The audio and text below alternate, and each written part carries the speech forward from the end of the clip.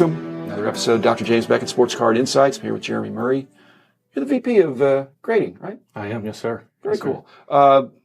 Representing our my very first sponsor, Beckett Media, but that also includes Beckett Grading, Beckett Authentication, Beckett Comic Book, and as well as the marketplace, the magazines, the books, all the different things that Beckett Media does. ComC as well, out in Seattle, Burbank Sports Cards, Mike Stadium Sports Cards, a couple of card shops, Heritage Auctions here in Dallas, Huggins and Scott Auctions up in Maryland, and then, of course, Topps, Upper Deck, and Panini. But I'm here with Jeromy today. We're going to have a conversation about how he got here, what he does, what he's excited about in the grading and authentication arena. So welcome, Jeromy. Appreciate it.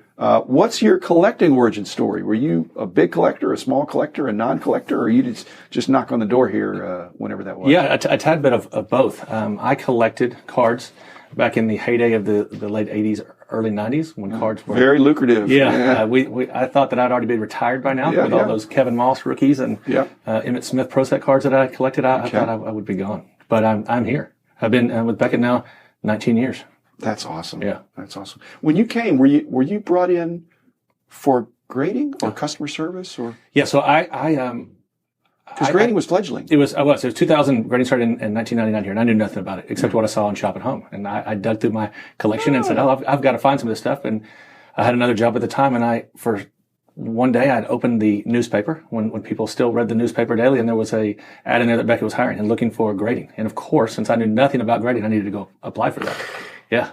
To be a grader. Because that's probably all. Of course, that's what it's for. And so it's one of my favorite stories that I have with people that we bring on these days is I went into Mark Anderson? Mark Anderson was there. Pepper Hastings was there. Kind of leading the grading department at that time. So I went in and I met with HR, Jane Ann Layton at the time. She said, I'm going to tell you right now, just talking to you, you're not going to be a grader. Your personality is not going to have you sort of sitting there and doing that. You need to interact with people. So we still joke about it. I took the grading test. She was nice enough to give it to me. And it was one of the worst grading tests that people claim that were taken. Because you actually have to grade cards. You have to grade cards. And the test to get the job is to show that you can do the job. Correct. And you had to identify the cards. And so unless it was from the late 80s, early 90s, and 89 hoops. And a lot of that being graded. Yes. A lot of that being graded. If they would have just asked me about 89, 90 hoops, I would have nailed that test, but I couldn't. Yeah, so that's one of my least listened to episodes. Oh, really? 89, 90 hoops. It's actually better than the 90, 91 hoops. I was thrilled to listen to 89, 90 hoops. I was like, oh my goodness, they are talking that's just for directly you, to me. It was just for you, Jeromy. So great. So I was actually started in customer service is where I got in. Yeah. And it was another great story. Which Jane Ann had worked in. Yeah, it was before she was HR. And then I actually reported to Kyle Hogue at the time. Really? Yeah. So there were three guys in customer service at the time doing phones and emails. Yeah, two of those guys got in a fight one day, a physical fight, and so I then became a sole customer service person there with Sean Chitroma at the time, who was leading up Marketplace. That's right. Yeah. That's right. 19 years ago. And how did you get plucked into grading? So I was single at the time, and I sort of volunteered for shows. Pepper and Phillip and those guys were doing shows. I was like, this is great. These guys are traveling San Francisco, Chicago, Philadelphia. Why would I not want to do this? And so you're working the counter. The counter, yeah. And that's how I've were we doing on-site grading at that time, or just bringing stuff back? We had just stopped doing full on-site grading at a lot of events. But Rock Hard Review just started. It just started. And so a lot of the guys that still deal with now were some of my first customers that we dealt with at shows. And so I did an episode with Pepper. I think he was a big part of that. Oh, of course. Was he your mentor at that point, do you think, in the company? Yeah. What was great about Pepper... He's another people person. And that's the thing with Pepper, is he was full-blown energy all the time. Right. And he had a positive attitude, and he kept moving and kept going. In the way that you could do these shows and these events, and it's a frustrating, grueling event, but still have that pep in your step, still have fun, and realize what you're working with. Like it was you're all over the place, and it's not glorious at all. When Pepper and I worked a Labor Day show in San Francisco one time, when there was no air conditioning in the show, and it was the Cow highest. Palace. It was not Cow Palace. It was downtown. Oh, the Moscone Center. It wasn't even. It was like a flower market. Oh, Labor Day show. It was a four-day show, and we had there was no breeze. It was upper 90s, and Pepper and I sweated the entire weekend, and we drove home in the cab every night with our heads out the window like dogs because we were just exhausted and hot, and it was one of those things. But then he still had that kind of pep in his step and fire and excitement for the industry. So I got that from him, that drive. So that, my At times I was doing. So did you think you were in sales / service? Yeah. You're dealing with customers. I would go into these shows. You're selling them. You're helping them out. Yeah. But okay. So, but you still were not grading cards at all. No. They won't allow me to look at those. Every card to me looks beautiful. Yeah. And it's 3 or 4 days a week at a show, and you come back, you do customer service the rest of the week, and then head another show. Okay. 30 and 40 shows a year. Yeah, I didn't go to that many, but I mean, if I went to 30 or 40 shows, it's because I went to 2 or 3 on the same weekend. Because I generally went once a month out back in the day. But so that was fun for you. And then when did it switch over to where you got into more management and leadership?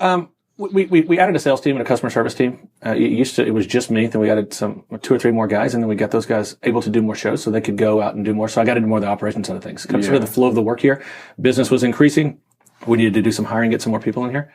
And so I was here with Mark Anderson sort of handling the operation side of things. And that's kind of my first step in sort of the leadership process that was there. And then I guess 5 years ago, moved up to sort of heading up the BGS department, the vice president role, and added BAS about 3 years ago. And then just recently, probably 2 years ago, had CBCS run on the comic book business. Are you equally excited about all those, or is the comic book the shiny new thing, or are you just managing all those? I manage them all, but what's nice with BGS is we have a pretty solid core of people here that have been here 15 to 20 years. Right. Well, you're their boss, but they're kind of your buddies too. Is that true? Exactly. Because I kind of had that ethos back in my day. I mean, I probably was the boss, but I wasn't necessarily.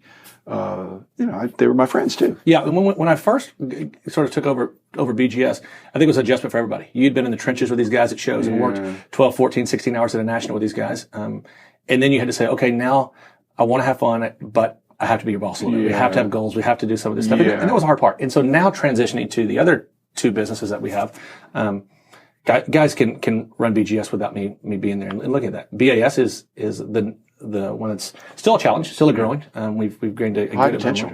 It is.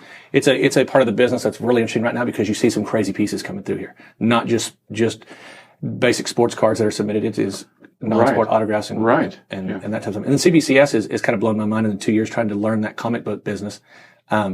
And see the value of some of these comic books that come here and how fragile they are and just how passionate some of these fans are for the comic book world is really exciting.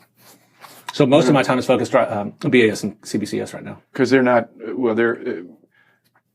grading's got to be an overdrive. Yeah. And I was visiting with David Poole, who's doing some of the training for the new graders. And you can't hire guys fast. Actually, hiring is not the problem. It's training them and getting them online, I suppose. And the guys being able to stay on long term. You'll train somebody for months and months at a time, and then they say, I can't do this anymore. I don't know how you guys are doing it. And I truly, with our guys, I have no clue how to do it. That's why I didn't cut it right at the first. It's probably better if they burn out sooner. But it'd be nice if you knew it on the front end. You can't tell somebody, hey, you're going to be doing this 40 hours a week for not the rest of your life, but this is the job. Yeah. And the better you get, the faster you're going to go, the more you're going to be cranking out. Yeah. And you're going to be working with some great guys, and it's going to be interesting stuff you're handling, but there's metrics. Yeah. Absolutely. And it's the thing. And your eyes are going to get tired. Oh my goodness. It's the thing saying you got to realize where you're working. Like you're getting to deal with sports cards and things like that, and you get to interact and you get to talk and things like that. But at the end of the day, it's a business. And it's one that we got to have you involved with. And you can't really do that much overtime, can you? I mean, there's the burnout opportunity. Yeah, and you make. The shows, you must give these guys we used to get pretty significant comp time. Yeah. When people came back from the shows because it was a wipeout. And the problem with that though is you realize the show must go on here too. And I say we're still the only company crazy enough to still offer a guaranteed turnaround time. Yeah. So the guys realize that. But we've gotten it down so we can kind of know how hard you can work the guys and when you need to fly in and out. And we've done a good job of that, I think. Yeah. And so the training, is going well. Yeah. So, I mean, does this bode well for future turnaround times? Yes. And that's the good thing. I mean, in the last year, we've knocked down 4 or 5 months of turnaround times, and we've got some guys that are ready to jump up to the next level in the grading world. And that's what we have to have. I wish there was a line of people outside that you could come in here and plug in and you could go, because our goal, and I tell people, we don't want your cards here. Like, we want them in and out of here and back of your hand. So if we can get that done, it's fantastic. Yeah. Okay. So, and basically, it's not just somebody with good eyes. They need to kind of know the cards, I think. You have to know it, and then you have to be trained on it, because even our senior guys have been here forever. It's amazing when you overhear them saying, hey, take a look at this card. Have you ever seen anything like this? With the amount of money that's in the market right now, and if you can make a little bit of money, there are people out there that will try to deceive you. Right. Well, I mean, it's a very small fraction. Yeah. Sure. Not even 1%, I'm sure. But it's still a notorious 1%. If something happens, it blows up in your face. Yes. So it's tough, but I trust you guys with my stuff. I guess that's probably obvious, but it's important that there be trusted third-party authentication and grading. Agreed. And I think autographs as well as cards. I think that's what's nice about this is these senior guys that we have been here 20 years. Mm-hmm. And it is guys that are not going to risk their reputation, not going to risk their job, and a company that they built. Like they have full-blown pride in BGS. Yeah. And same thing with BAS. The guys that we have on staff right now are hobby veterans and pros. And this is what they do. They're not going to ruin their reputation for this, and they take it very seriously, and they're proud of it. So it's nice to have that. You have a staff that you trust. When we were getting into grading, that was part of the rationale that we thought would be a more compelling argument to people out there, that why would we jeopardize our price guide business, our magazines, the books, the online price guide, all the different marketplace stuff. Why would we jeopardize that by doing some kind of a shortcut grading scheme? Yeah. It just would make no sense. But somehow people don't pick that up because there's just some small percentage of people that want to assume the worst about something or have a conspiracy theory. That's what I was going to say. There's some sort of conspiracy out there that why you guys would not bump the Barry Bonds rookies when they needed to. Now you're getting personal. Sorry about that.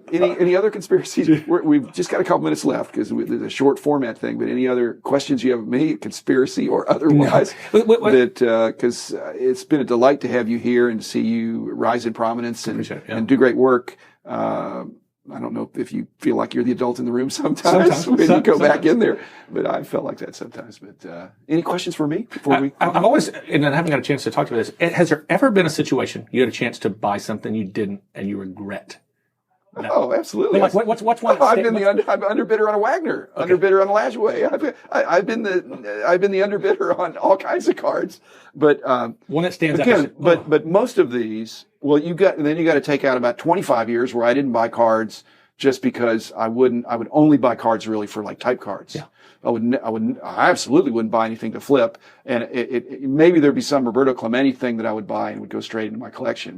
But on some of these glamour cards, if you go back into the 70s, I'm just kicking myself because I was the underbidder to the tune of whatever, not very much money in today's dollars. Yeah. So, I love cards, and I probably have a little more bias toward quantity. Yeah.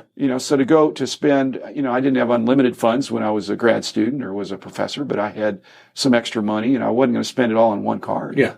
And so I backed off when I had a chance at some of these really, really big cards. Yes. And I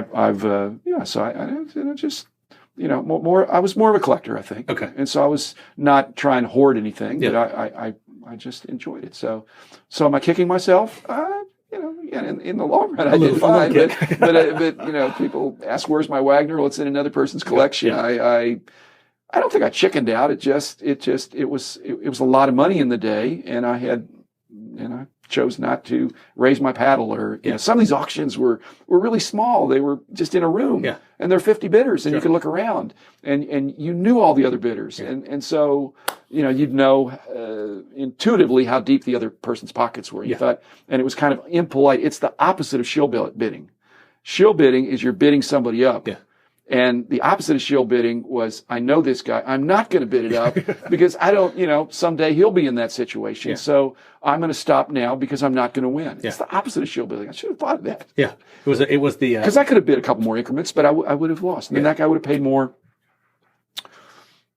Or maybe they'd quit and I'd won and I had Wagner now. I've got him thinking. That's good. Either way, I would be retired now, Jeromy. Okay. It's just the happy ending of the story. And it's not the ending of our story because you and I will do some future episodes. As the listeners know, I'm doing daily podcasts, so I have a lot of times to be at bat. I've got 250 or 260 episodes I can do a year. In 4 years, I can get 1,000 episodes. So I promise you, Jeromy will be back, and I'll be back tomorrow. Jeromy will be back in a certain number of tomorrows. We'll see.